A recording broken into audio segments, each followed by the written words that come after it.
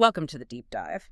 Today we're tackling a set of numbers that honestly feel like they belong in a macroeconomics textbook. Right, not a quarterly report. Exactly. We are talking about a company with a market cap sitting north of $4.5 trillion. And they just reported quarterly revenue that would make a mid-sized nation blush. We're talking $57 billion in 3 months. It's more than just a report at this point. It's a global economic indicator. It really is. When a single company, a chip designer, can generate $57 billion in a single quarter, you're not just looking at a company. You're seeing the central engine of the entire tech acceleration movement. The AI infrastructure build-out. That's it. Understanding these financials it's essential because they perfectly mirror this concentration of capital, of tech leadership, and maybe most importantly, this inescapable geopolitical tension. And that deep context is exactly why you, our listener, tasked us with this. You gave us NVIDIA's latest Form 10Q. This covers Q3 of fiscal year 2026, so the quarter ending October 26, 2025. And a whole stack of analyst reports and market commentary to go with it. A huge stack. So our mission today is to cut through all the noise, the stock volatility, the dense SEC language, and really understand the tectonic shifts that these filings reveal. And our job is to connect those dots, to bridge the gap between the microfinancial results, the margins, the revenue lines, and these massive macro forces that are shaping everything right now. You can't just look at a line item that says data center. No, you can't. You have to see it as maybe the single most critical choke point for all future AI development. Globally, I mean, this deep dive is truly a snapshot of an economy that is now defined by accelerated computing. Agreed. So let's not wait. We have to start with the sheer scale of the performance before we look under the hood. Let's do it. Okay, so the headline number, it's just breathtaking. Total revenue for Q3 hit a record $57 billion. 57. In isolation, that number is impressive enough. But the growth trajectory behind it, that tells a story of a market that's just gone exponential. It's the acceleration of the growth that really defines this quarter. I mean, we saw a year-over-year increase of 62%. 62%. But what really stands out to me is the sequential growth. It's up 22% from Q2. So it's not even slowing down. It's speeding up. It's not just sustained growth. The demand curve is actually steepening. And if you zoom out to the 9-month period, the scale becomes even clearer. Total revenue for the first 3 quarters was, what, $147.8 billion? Okay. And last year? Compare that to $91.1 billion in the same period last year. That's a sustained 62% increase across the board. The fact that they're managing this kind of exponential scaling without, collapsing under their own weight is just remarkable. Usually when a company scales this fast, they have to sacrifice something. Efficiency, profitability, they're chasing market share. Right. You burn cash to grow. But here, the profitability metrics are just defying gravity. Let's get into those margins. The gross margin is extraordinary. For Q3, the GAAP gross margin was 73.4% and non-GAAP was 73.6%. Can you just put that in context for us? 73%. It means for every dollar they bring in, they are keeping nearly 73 cents in gross profit. This is a sign of a high-value, super proprietary, IP-driven business. You just don't see margins like this in manufacturing or commodity hardware. It doesn't happen. But the filing did note a slight compression. The GAAP gross margin, 73.4%, was actually down from 74.6% in the same quarter last year. That seems a little counterintuitive when sales are soaring and they have this dominant position. What's driving that little dip? So this is a really critical nuance, and it's kind of buried in the 10Q. It relates directly to their new product pipeline. Okay. The company says this compression is due to the business model transition from offering Hopper HGX systems to Blackwell full-scale data center solutions. So from chips to systems? Exactly. Think about the Hopper architecture. They were mostly selling these high-margin, incredibly complex GPUs. With Blackwell, specifically the GB200 and GB300, they're now selling much more complex integrated systems, whole racks, sometimes multiple racks, complete with proprietary networking, cooling, power delivery. So it's not just a chip upgrade anymore. It's like selling a turnkey AI factory. That's the perfect way to put it. And when you sell a full integrated solution, your cost of goods sold, your COGS naturally goes up. You have higher costs for advanced packaging, for those high-speed interconnects, assembly, all of that. Right. And those high upfront costs for a brand new architecture can temporarily squeeze that gap margin. But, and this is important, the sequential data.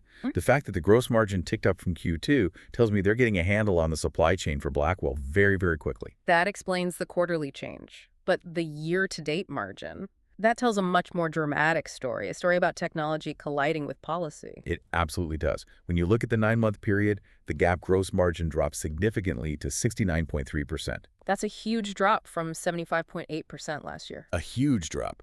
And that entire decline is almost entirely because of one single event. That massive $4.5 billion charge they recorded back in Q1. $4.5 billion. That single write-off. It just underscores the primary risk in this entire deep dive, doesn't it? It's the cost of geopolitics, quantified on a balance sheet. That charge was a direct result of the U.S. government slapping new license requirements on exports of their H20 product. Which was the chip designed specifically for the China market. Exactly, and that led to this mountain of excess inventory and purchase orders they couldn't cancel. Yeah. A $4.5 billion hit is not a rounding error. It's a fundamental material risk that has already happened, and it shows you just how deeply U.S. export policy is now baked into this company's bottom line. But even after absorbing a hit that big in Q1, the net income figures for the rest of the year are astronomical. They're stratospheric. For Q3 alone, JAP net income was $31.9 billion.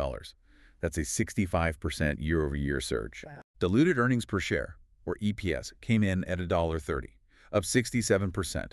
For the first 9 months, GAAP net income is at $77.1 billion, compared to $50.7 billion the year before. I mean, they are just printing money, even when they have to account for these multi-billion-dollar policy setbacks. Okay, so if they're making that much, they must be spending like crazy to maintain this pace. Where is the operational spending going? The investment is heavy, but it seems very surgically focused.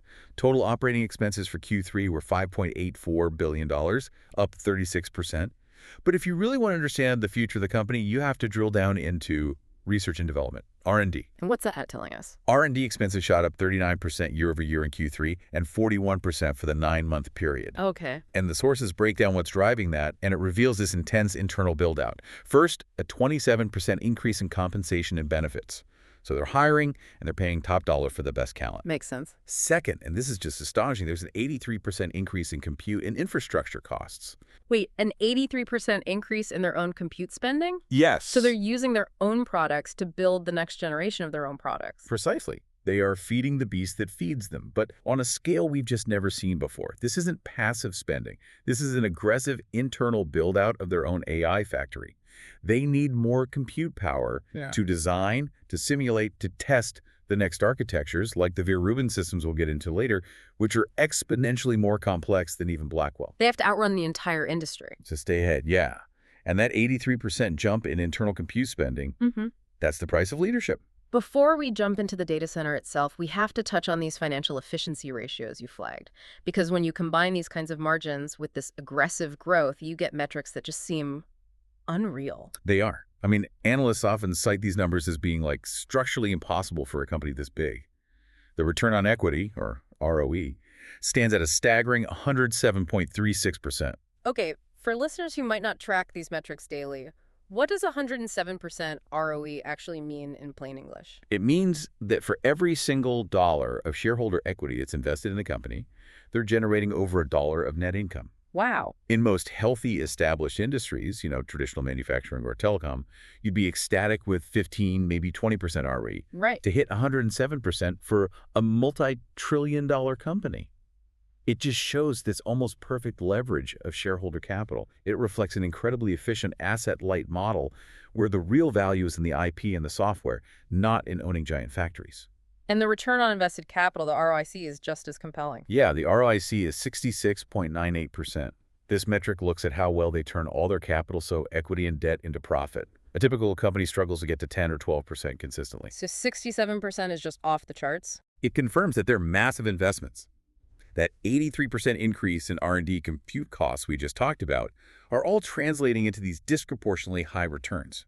It's a textbook virtuous cycle. Invest in R&D. That R&D creates a superior product like Blackwell. You sell it at high margins, generate massive cash, and then you pump it all right back into R&D for the next cycle. This level of efficiency is the financial signature of a true monopoly in its prime. And that incredible capital efficiency. It's not an accident. It's a direct result of dominating the one segment that matters most, the data center. Let's turn to the heart of the business, which is now basically driving the whole company. The data center revenue hit a record $51.2 billion in Q3. That's almost 90% of a company's total revenue. 90%. The year-over-year growth was 66% and sequential was 25%. And this segment is really driven by three big intersecting shifts: accelerated computing, the development of these huge AI models, and the rise of what they call agentic applications. Can you quickly define agentic applications for our listeners? It's a term we're hearing more and more. Sure. So accelerated computing is the hardware, the GPUs. The massive AI models are things like GPT-5. Agentic applications are the next layer of software on top of that. Okay. These are systems that can execute complex, multi-step tasks in the real world. They don't just generate text. They can interact with databases, perform financial trades, manage a supply chain, or control robots. So they're autonomous agents. Exactly. And the rise of these agents dramatically increases the demand for powerful, low-latency inference compute, which is a key driver behind that $51.2 billion number. And the CEO, Jensen Huang, he captured the intensity of this demand perfectly. He said, Blackwell sales are off the charts and cloud GPUs are sold out. That quote is the ultimate validation of the whole strategy. It's a pure seller's market. But to really understand their competitive moat, you have to break that $51.2 billion down into its two parts: compute versus networking. This split reveals what customers are really buying. Okay, let's look at the numbers. Compute revenue was $43 billion, a huge number, up 56%. But networking, that's where the truly explosive figure is. $8.2 billion in Q3, up a phenomenal 162% year over year. 162%. Why is networking growing almost 3 times faster than compute? This is the crucial insight. This is what people miss when they just focus on the GPU itself. That 162% surge means that customers are not just buying standalone chips anymore. No. They're buying integrated, large-scale AI factory solutions. And those solutions are completely inseparable from the NVIDIA ecosystem. So how does that stop a competitor from getting in? This is their moat. It's the whole game. If you have 1,000 powerful GPUs, I don't care if they're from NVIDIA, Intel, AMD, they're useless unless they can all talk to each other instantly. Right, the latency. When you're training a massive model like a GPT-5, thousands of these chips have to work in perfect lockstep, sharing petabytes of data with almost zero latency. NVIDIA's proprietary low-latency NVLink compute fabric, which is what connects their GB200 and GB300 systems. That's the glue. It's the glue. That and their XDR, InfiniBand, and Ethernet solutions. So even if, say, Intel or AMD manages to design a GPU with comparable raw power, they still don't have the proprietary fabric to scale that power efficiently across a 10,000-unit cluster. I see. Precisely. The competitive barrier is no longer just the chip. It's the whole integrated architecture, the networking, the switches, the CDA software stack, and the NVLink interconnect. By selling the entire operating system of the modern data center, that explosive networking growth confirms that customers are committing to the end-to-end NVIDIA architecture. Which makes it incredibly expensive and difficult to switch later. They've locked them in at the physical infrastructure level. Okay, so shifting to the architecture itself. Blackwell Ultra is confirmed as the flagship right now. How are they proving its superiority in the market? Blackwell Ultra is leading across all their customer categories, and they're validating it through the MLPerf inference benchmarks. These are really important because they show real-world performance, not just, theoretical FLOPS. Right. And Blackwell Ultra set new records. But more importantly, it delivered 10 times the throughput per megawatt compared with the last generation. 10 times the throughput per megawatt. Okay. In an era where data centers are consuming gigawatts of power, that efficiency is just as critical as raw speed, isn't it? Everything. Absolutely. When big cloud providers are building AI factories that consume 10 gigawatts of power, which is a topic we'll come back to, an efficiency gain of 10 times means massive operational cost savings. It means less constrained deployment. Efficiency is now a core competitive factor. And their product roadmap is already looking way past Blackwell. They announced several ambitious new products that signal their intent for the next decade. They are maintaining just an incredibly fast product cadence. Let's look at two of the big reveals. First, the NVIDIA Rubin CPX. Okay. This is described as a new class of GPU, purpose-built for massive context processing. Current LLMs are limited by how much information they can process at once. Rubin CPX is designed to smash through those memory and context walls. So they're already anticipating the memory bottleneck for the next generation of AI models. Correct. And then there's the more futuristic play, NVIDIA NVQ-Link. This is an open system architecture designed to tightly couple GPU computing with quantum processors. Quantum. This isn't just a concept on a slide. They said it's already slated for adoption by over a dozen supercomputing centers globally. It's their way of ensuring that when quantum processors become a viable way to accelerate certain problems, the NVIDIA GPU ecosystem will be the bridge to them. That positions them to be sort of platform agnostic as long as the GPU is still the accelerator. They also launched NVIDIA BlueField-4. BlueField-4 is incredibly important. They call it the processor launched as the operating system for AI factories. The OS. Yes. Given that massive networking growth we talked about, BlueField-4 is essentially a data processing unit, a DPU. It offloads all the networking, security, storage, and management tasks from the main CPU. So the GPUs can just focus on AI? It allows the GPUs to dedicate 100% of their power to AI computation. And the sources noted that major players like Meta, Microsoft, and Oracle are all boosting their data center networks using NVIDIA's Spectrum-X Ethernet switches.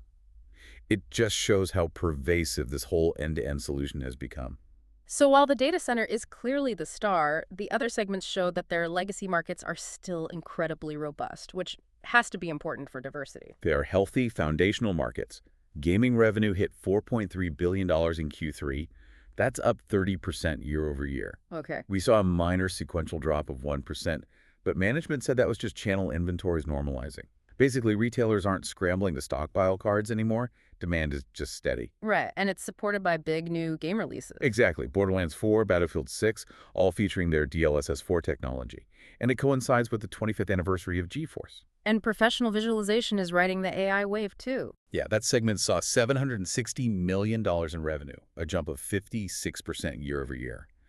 And this growth is directly tied to the AI build-out in enterprise settings. The DGX Spark. The DGX Spark, which they're calling the world's smallest AI supercomputer. It shows them packaging their DGX stack into a more compact form factor for smaller firms or specific internal teams. Finally, automotive and robotics. It continues its steady march, right? Moving toward embedded future infrastructure. Automotive brought in $592 million, up 32%. The big driver here is their self-driving platforms, like the Drive AGX Hyperion 10. But the biggest takeaway for me was the new strategic partnership with Uber. For their mobility network. To scale its Level 4 ready mobility network, they're targeting 100,000 vehicles starting in 2027. That just confirms that their silicon is becoming the embedded brain for these critical future mobility platforms. So now we shift from where the money came from to where it's all going. With that level of cash flow and those insane margins, the amount of cash they have on hand is just phenomenal. Their liquidity position is staggering. As of the end of Q3, they had $60.6 billion in cash, cash equivalents, and marketable securities. $60 billion. And the cash generation engine is just incredible. Net cash from operations was $66.5 billion for the first 9 months. That yielded $61.7 billion in free cash flow for the same period. So they're generating cash faster than they can deploy it internally, even with that aggressive R&D spend. Right. So how are they balancing shareholder returns versus these huge strategic investments to secure their future? They are doing both at a massive scale, which signals extreme confidence from management. On the shareholder return side, the buyback program is one of the largest in corporate history. They repurchased 262 million shares for $36.7 billion in just the first 9 months of the year. $36.7 billion. I have to ask, is spending that much on buybacks really the best use of capital right now? It's a fair question. I mean, given the high valuation, the geopolitical volatility, the need to secure these complex supply chains, shouldn't they be hoarding cash? Does this signal they don't have enough high ROI internal investment opportunities? That's a very sharp and analytical question. Management would probably argue two things. First, it's a powerful signal to the market. Okay. By buying back shares at this scale, they are signaling that they believe their own stock is massively undervalued and that they have extreme confidence in their future cash flow. They think the stock will be much higher 5 years from now. And the second point? Second, they're managing their float. With employees exercising options, new shares are always being issued. Buybacks help maintain EPS growth and keep the share count stable. And look, they have over $60 billion in cash. They feel they can execute huge buybacks and make monumental strategic investments at the same time. Speaking of investments, the strategic commitments section, It reveals this really defensive strategy aimed at platform lock-in and securing domestic capacity. Yes. Total investment commitments stood at $6.5 billion. The $5 billion commitment in Intel Corporation, which is still pending regulatory approval, that's a fascinating move. Investing in a primary competitor. Right. This isn't about collaborating with an ally. It's about securing domestic supply chain capacity, diversifying risk away from Taiwan, and maybe even accelerating Intel's own foundry roadmap in a way that benefits NVIDIA's long-term access. And the partnerships with key AI players like OpenAI and Anthropic are all about locking in their ecosystem. Absolutely. First, the strategic partnership with OpenAI. It involves deploying at least 10 gigawatts of NVIDIA systems for OpenAI's next-gen AI infrastructure. 10 gigawatts, that's the output of several nuclear power plants. With a gigantic power commitment, it shows you the scale of the energy demand for AI and just how tightly this build-out is linked to energy availability. And the commitment to Anthropic is even larger on paper. It seems like both an investment and a customer financing deal. It is. Post-quarter, they agreed to invest up to $10 billion in Anthropic. But this isn't just a venture investment. It's explicitly designed to support Anthropic's initial adoption of 1 gigawatt of compute capacity, using their latest Grace Blackwell and Vera Rubin systems. So they're basically loaning them the money to buy their own hardware. In a sense, yes. They are providing the financing necessary for one of the most critical AI labs to buy their specific high-end hardware. It ensures Anthropic's entire future development happens inside the NVIDIA ecosystem. It's defensive financing on a scale we've rarely seen. It seems like they're strategically placing bets across the whole AI ecosystem to make sure their dominance is locked in, not just in the US, but everywhere. That's confirmed by their geographic expansion plans. Yeah. They are securing future infrastructure worldwide. In the UK, a £2 billion investment with partners like CoreWeave and Microsoft. Right. In Germany, they launched the world's first industrial AI cloud with Deutsche Telekom. And in South Korea, they're working with the government and industrial giants like Hyundai, Samsung, and SK Group to deploy over 250,000 GPUs. All this aggressive build-out requires locking down massive future supply. And the scale of their manufacturing and capacity commitments is just astonishing. It highlights the immense risk of misjudging the future. This is a huge risk factor that needs deep scrutiny. Their total manufacturing and long-term supply commitments were $50.3 billion as of the end of Q3. $50 billion. And almost all of that is set to be paid through fiscal year 2027.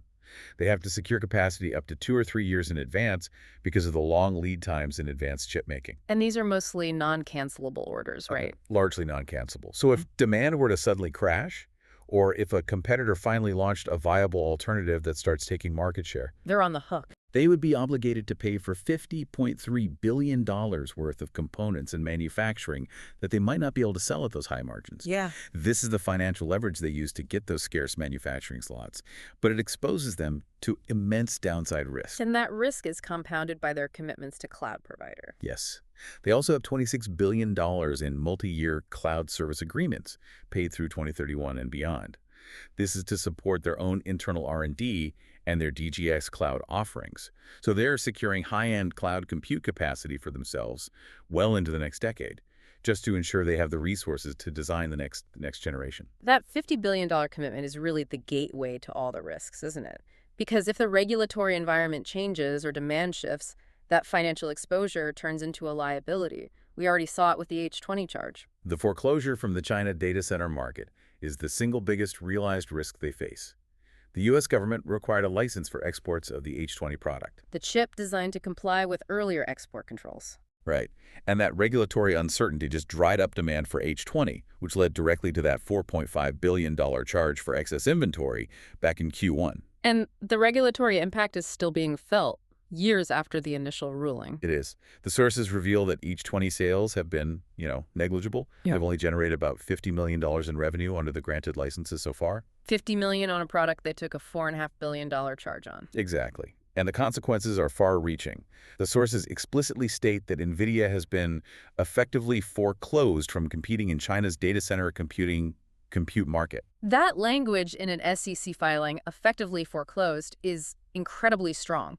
What's the long-term strategic impact of being shut out of one of the world's biggest AI markets? It creates a competitive vacuum. It allows domestic Chinese competitors like Huawei to build up their own developer and customer ecosystems based on their own hardware. They get scale.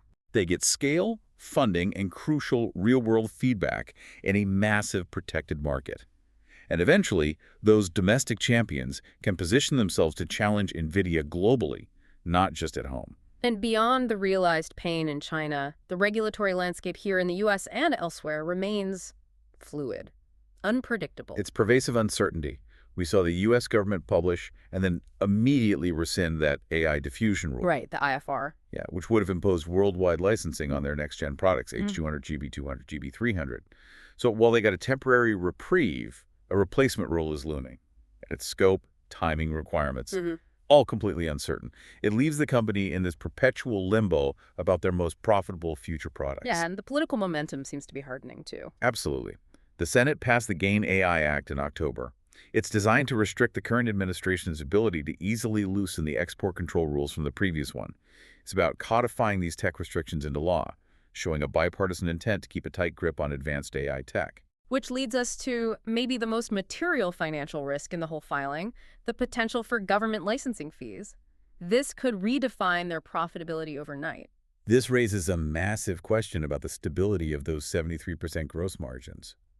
USG officials have apparently expressed an expectation that they may receive 15% or more of the revenue from licensed sales of these high-end restricted products. Let's break that down. If they sell a Blackwell system for, say, $1 million, and 15% of that goes straight to the U.S. government as a fee, how does that hit the business? It's an existential threat to their margins if they can't pass that cost on to the customer.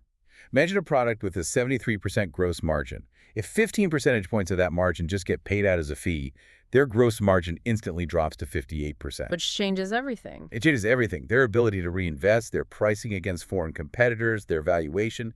And while this 15% fee isn't law yet, the fact that management felt they had to report the expectation of it just underscores how material this risk is. Okay, moving from policy to production. The supply chain management itself represents another massive risk tied directly to those $50 billion commitments. The structural risk is in those long lead times. We're talking over 12 months. This forces management to secure supply years in advance based on predictive models. Right. And that creates this perpetual risk of a demand mismatch.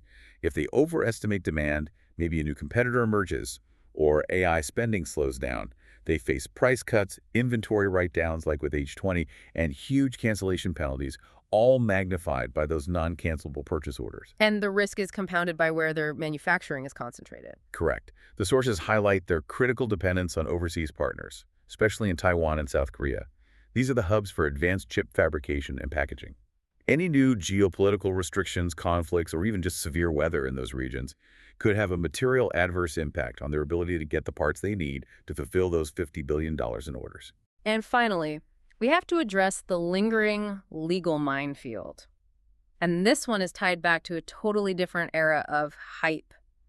The crypto boom and bust. Yeah, this is a complex, long-running saga.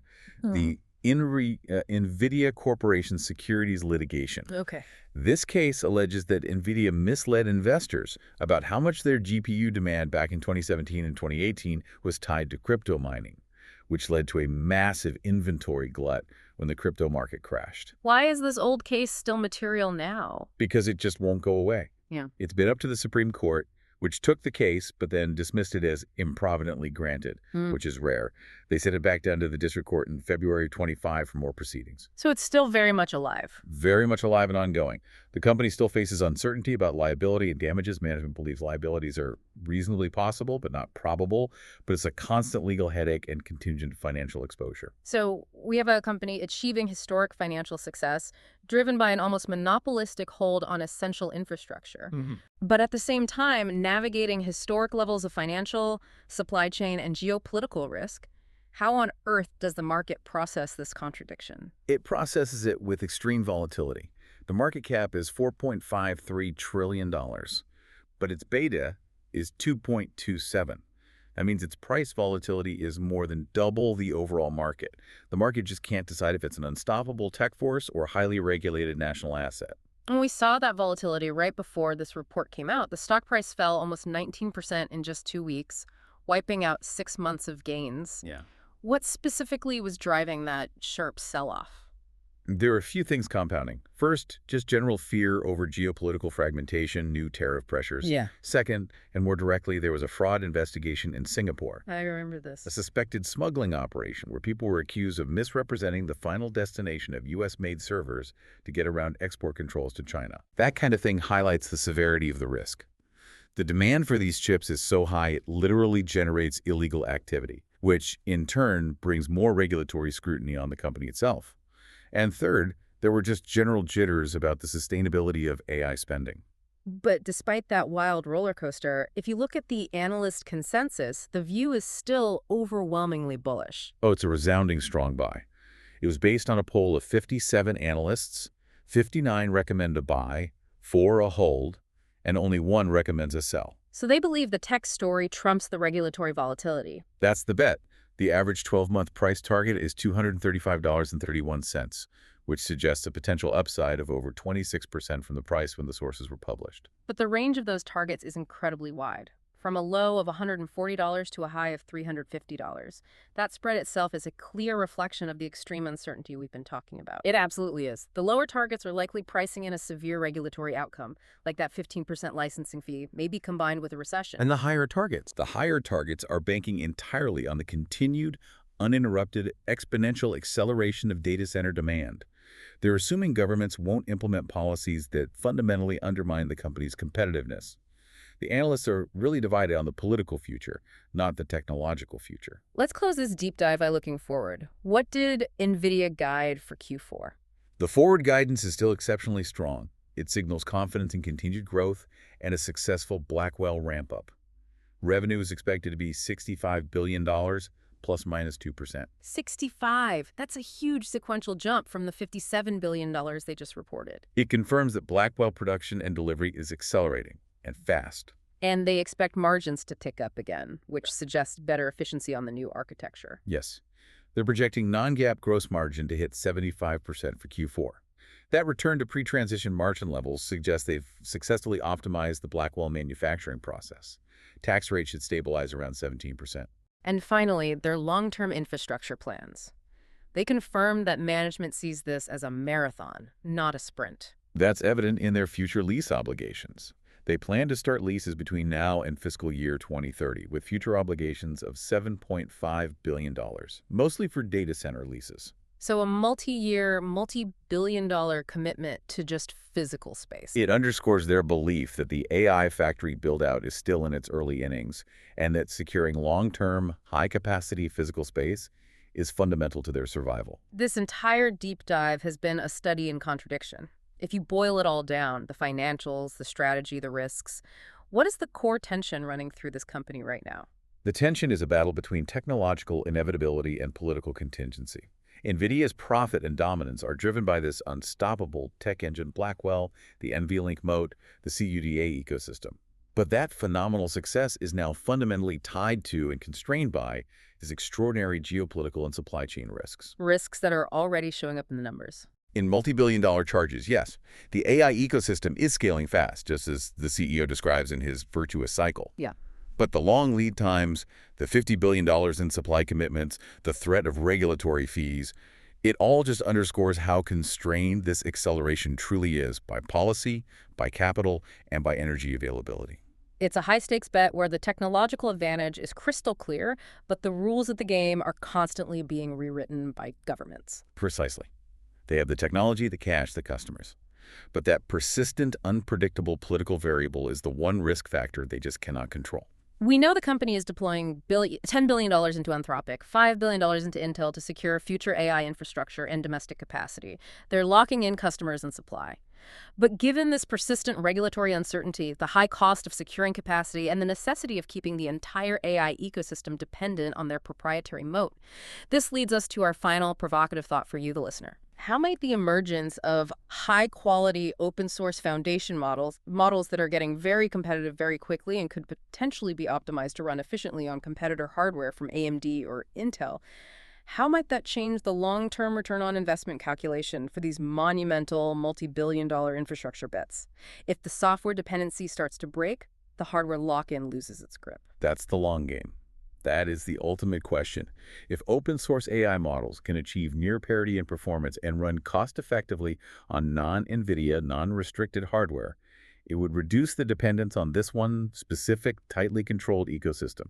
It could decentralize AI development, bypass this whole layer of geopolitical export controls, and ultimately challenge the long-term ROI on that $10 billion investment in closed systems and the overall $50 billion supply commitment. It's the ultimate disruptive threat that comes from the community, not from the competition. It's a compelling thought to mull over as we watch the next geopolitical rulings unfold. Thank you for joining us for this deep dive into the financial and political complexities shaping the future of accelerated computing.